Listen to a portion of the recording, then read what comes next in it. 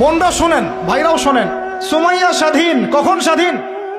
যখন আবু জেহেল তাকে বলছে যে তুই এই জন্যই ইসলাম কবুল করেছিস যে মুহাম্মাদের সৌন্দর্য দেখে তুই তার প্রেমে পড়েছিস। নাউজুবিল্লাহ সাল্লাল্লাহু আলাইহি ওয়াসাল্লাম কি বলেছে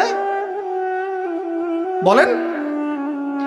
তুই মুহাম্মাদের সৌন্দর্য দেখেই মনে হয় তার প্রেমে পড়েছিস। নাউজুবিল্লাহ, আস্তাগফিরুল্লাহ। সুমাইয়া রাদিয়াল্লাহু আনহা তখন বাধা, হাত পা বাধা, হাত পা বের করার কোনো অপশন নাই, বাধা আছে। এক জটলা থুতু মুখে একত্রিত করে আবু জেহেলের মুখের উপর থু করে থুতু দিয়ে দিচ্ছে। আর আপনারা তো জানেন যে একটা থুতুতে অনেক কিছু হয়, হয় না? একটা থুতুতে অনেক কিছু হয়। এক থুতুতে ইমানদার মুনাফিক আলাদা হয়ে যায়।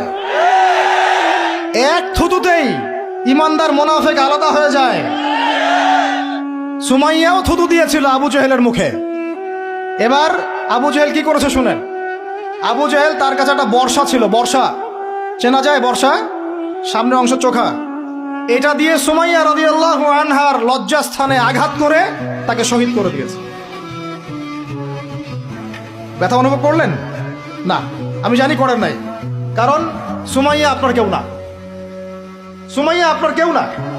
সুমাইয়া আমার বোন না, সুমাইয়া আমার স্ত্রী না, সুমাইয়া আমার মা না, সুমাইয়া আমার খালা ফুফু চাচি মেয়ে কেউ না। এই কারণে আমাদের আঘাত লাগে নাই।